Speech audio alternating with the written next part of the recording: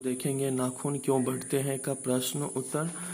यह जो कहानी है सो हजारी प्रसाद द्विवेदी जी के द्वारा लिखा गया है। यहाँ पे पहला क्वेश्चन है नाखून क्यों बढ़ते हैं का।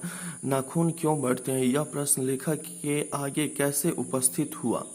तो पहला क्वेश्चन का आंसर है यहाँ पर प्रस्तुत निबंध नाखून क्यों बढ़ते हैं हजारी प्रसाद द्विवेदी द्वारा रचित एक ललित निबंध है, जिसमें लेखक ने नाखूनों के बहाने अत्यंत सहज शैली में सभ्यता और संस्कृति की विकास गाथा उद्घाटित कर दिखाया है।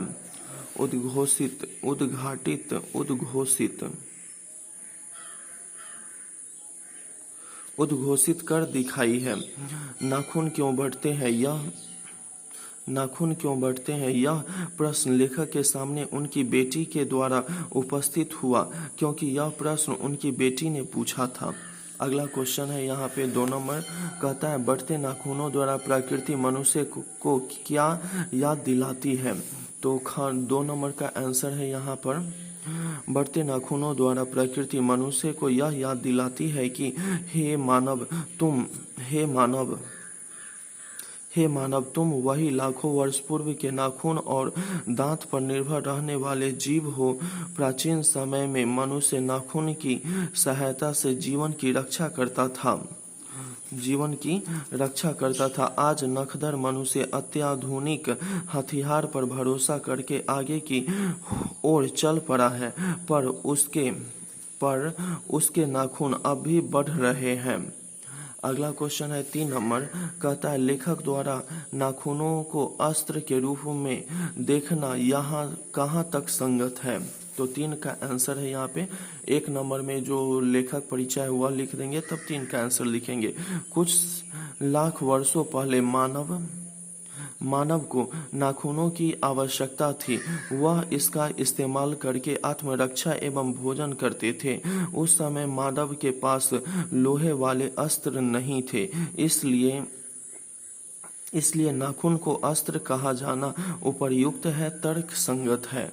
चौथा क्वेश्चन है यहाँ पर चौथा कहता है मनुष्य बार बार नाखूनों को क्यों काटता है। तो चौथा का आंसर है यहाँ पे मनुष्य बार बार नाखून को इसलिए काटता है क्योंकि यह अंधे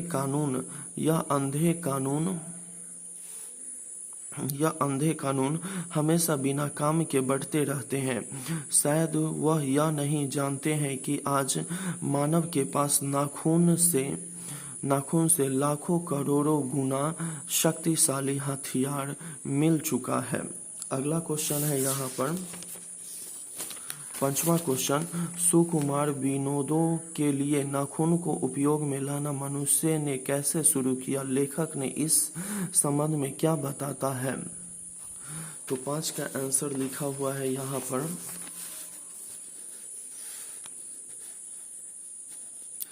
लेखक हजारी प्रसाद द्विवेदी जी कहते हैं कि पशु प्रवृत्ति वाला मानव भी सभ्य बना तब पशुता के पहचान को कायम रखने वाले नाखूनों को काटने की प्रवृत्ति पनपी। वात्स्यायन के अनुसार भारतवासियों में नाखूनों को संवारने की कला आज से 2000 वर्ष पहले विकसित हुई।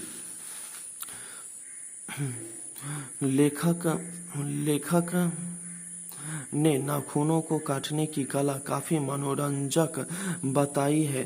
त्रिकोण, वर्तुलाकार, चंद्राकार, दंतुल आदि आकृतियों के नाखून उन दिनों विलासी नागरिकों के मनोविनोद का साधन बना। अपनी अपनी रुचियों के अनुसार किसी ने नाखून को कलात्मक ढंग से काटना पसंद किया तो किसी ने बढ़ाना।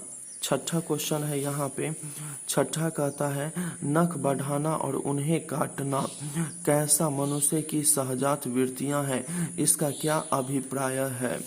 तो छठा का आंसर है यहाँ नख बढ़ाना और उसे काटना मनुष्य की सहजात वृत्तियां हैं। जहाँ नख बढ़ाना पशुता की निशानी है, वहीं नख को काटना मनुष्यता की भी निशानी है।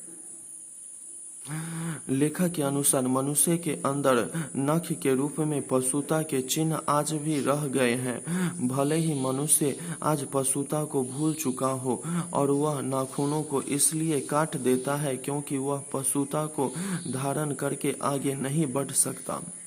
7वां क्वेश्चन है यहाँ पर। 7वां कहता है लेखक क्यों पूछता है कि मनुष्य किस ओर बढ़ रहा है, पशुता की ओर या मनुष्यता की ओर, स्पष्ट करे। तो 7 का आंसर है यहाँ पर, जो कि VVI क्वेश्चन है।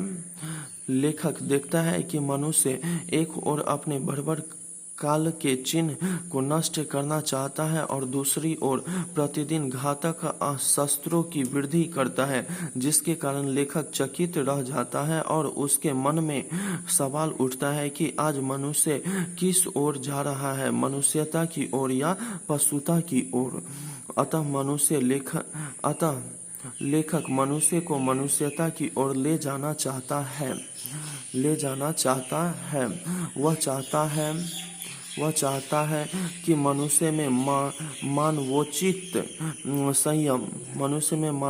संयम, सदस्यता और स्वाधीनता के भाव जागे, वह शस्त्रों की होड़ में न पड़े।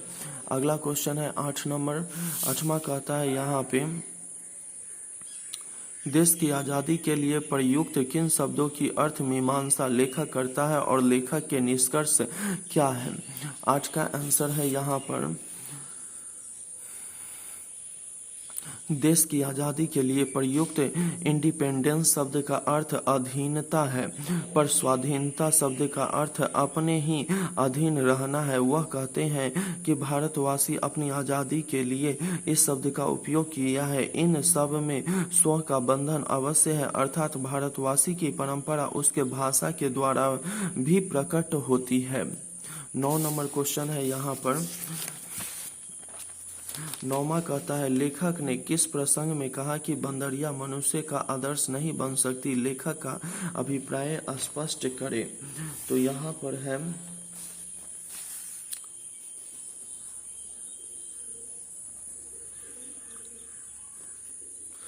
लेखक ने रूढ़िवादी विचारधारा और प्राचीन संवेदनाओं से हटकर जीवन यापन करने के प्रसंग में कहा कि बंदरिया मनुष्य का आदर्श नहीं बन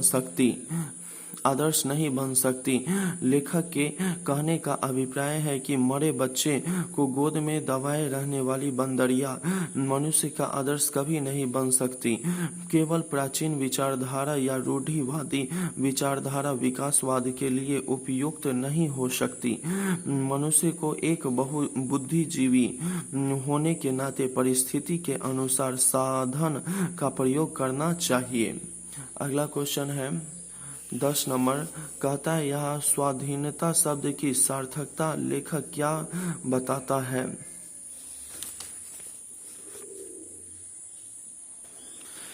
यहाँ 10 का आंसर है, लेखक कहते हैं कि स्वाधीनता शब्द का अर्थ है अपने ही अधीन रहना, क्योंकि यहाँ के लोगों ने अपनी आज़ादी के लिए जितने भी नामकरण किए ये उनमें है। स्वतंत्रता, स्वराज्य, स्वाधीनता, उनमें स्व का बंधन अवश्य है।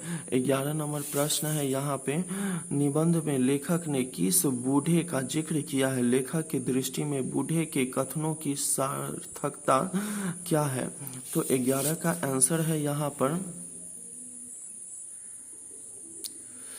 निबंध में लेखक ने उस बूढ़े की बात का जिक्र किया है जिसने कहा था कि बाहर नहीं भीतर की ओर देखो, हिंसा, मिथ्या, क्रोध, द्वेष आदि को दूर करो तथा सत्य, अहिंसा, आत्म संतोष, प्रेम आदि पर बल दो। लेकिन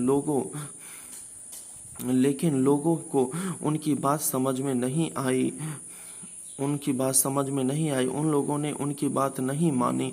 लेखक की दृष्टि में उस बूढ़े की बात सार्थक थी, लेकिन वह चाहकर भी मनुष्य की पशुता को रोक नहीं पाए, जिसके कारण आज खुद यह मानव अपने ही विनाश के कगार पर है। अगला क्वेश्चन हम देखेंगे 12 नंबर। कहता है मनुष्य की पूंछ की तरह उसके नाखून भी एक दिन झड़ जाएंगे।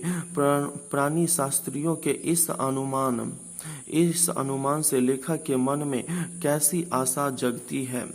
तो हम देखते हैं इसका आंसर।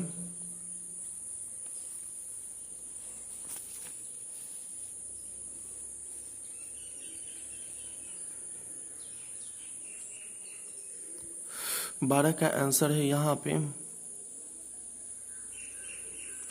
प्राणी शास्त्रियों का ऐसा अनुमान है कि एक दिन मनुष्य की पूंछ की तरह उसके नाखून भी झड़ जाएंगे।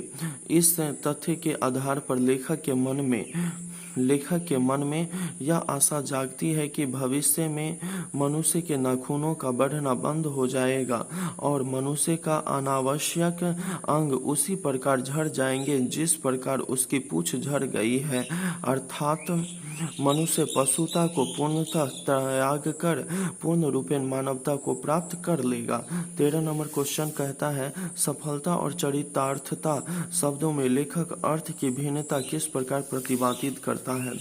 तो 13 का आंसर है यहाँ पे, सफलता और चरितार्थता शब्दों में लेखक अर्थ की भिन्नता को इस प्रकार प्रतिपादित करते हुए कहते हैं कि मनुष्य आज मारने वाले यंत्रों के संचयन पर एवं अन्य अस्त्र शस्त्रों के संचयन पर बल दे रहा है। वह आडंबर युक्त सफलता को पाना चाहता है, जबकि यह सफलता उसे पशुत्व अर्थात हिंसा के द्वारा प्राप्त होती है।